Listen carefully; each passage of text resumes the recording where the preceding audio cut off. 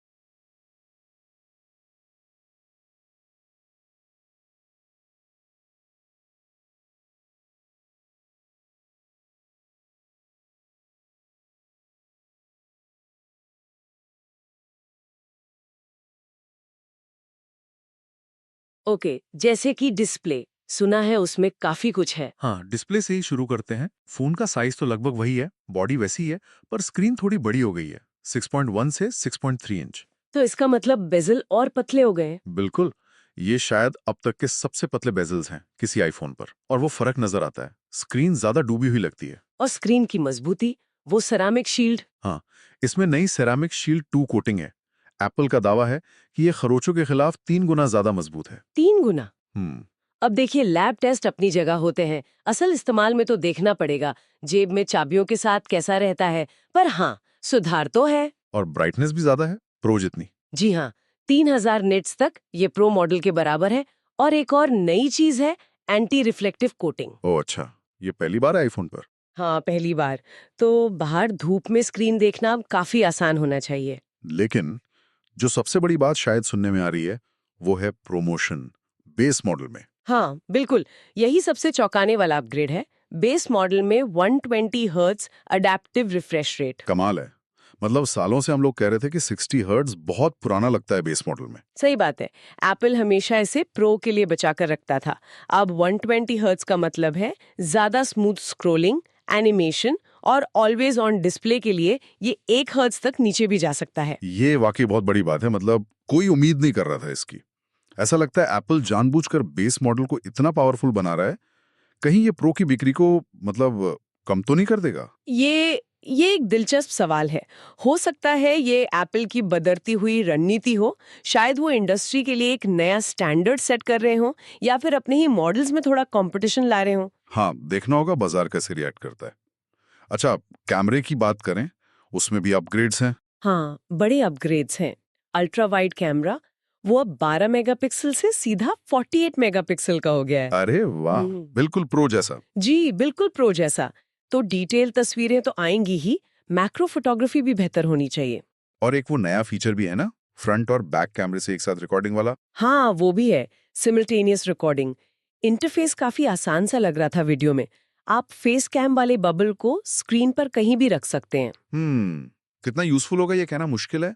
शायद content creators के लिए कुछ नया हो सकता है, लेकिन फ्रंट कैमरे में एक और चीज हुई है जो शायद ज्यादा इंटरेस्टिंग है। क्या मेगापिक्सल बढ़े हैं? हाँ, 12 MP से 18 MP तो हुआ ही है, पर अब ये एक स्क्वायर सेंसर है।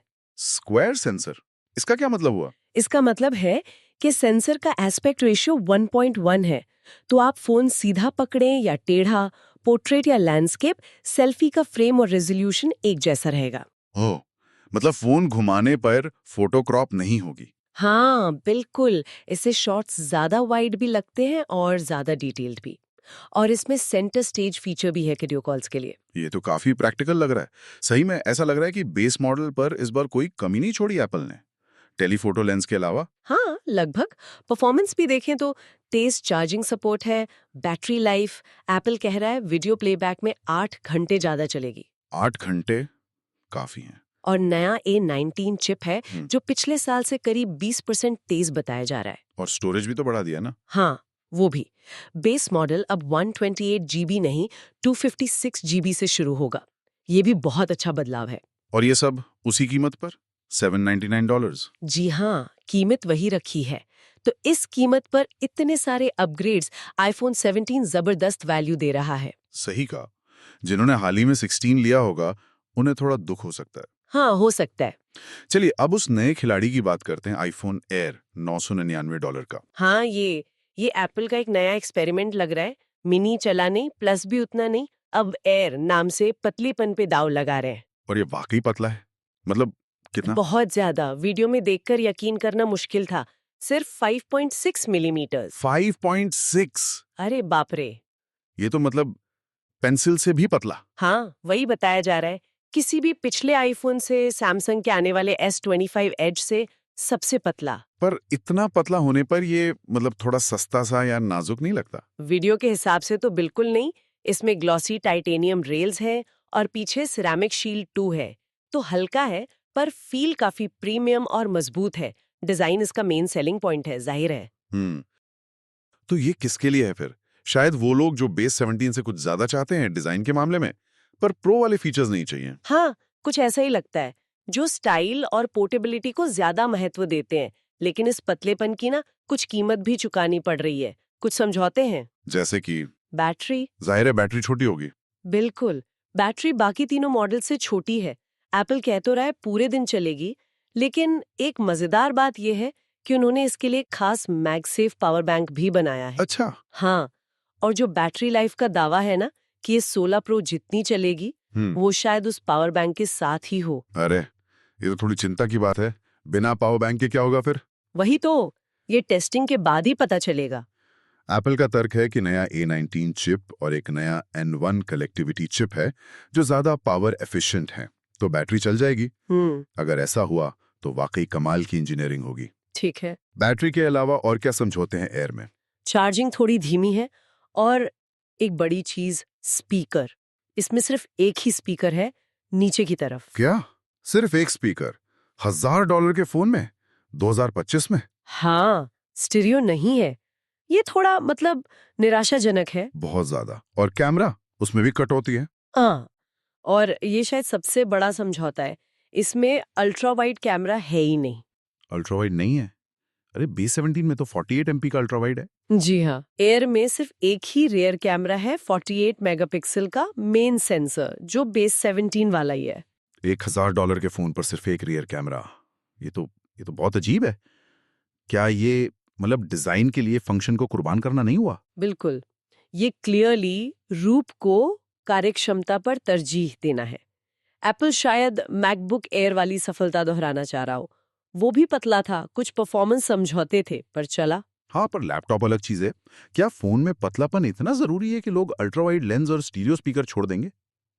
पता नहीं। देखना होगा। हालांकि इसमें चिप बेस 17 से बेहतर डाली है इन्होंने। अच्छा, कौन सी चिप है? इसमें A19 प्रो चिप है, वही जो प्रो मॉडल्स में है। तो ये बेस 17 से ज्यादा पावरफुल है। तो प्रो परफॉर्मेंस इन एयर जैसा कुछ बेचेंगे शायद? हाँ, लेकिन यहाँ भी एक सवाल है, क्या ये चिप इस पतली सी बॉडी में अपनी पूरी ताकत दिखा पाएगी बिना गर्म हुए या थ्रॉटल हुए?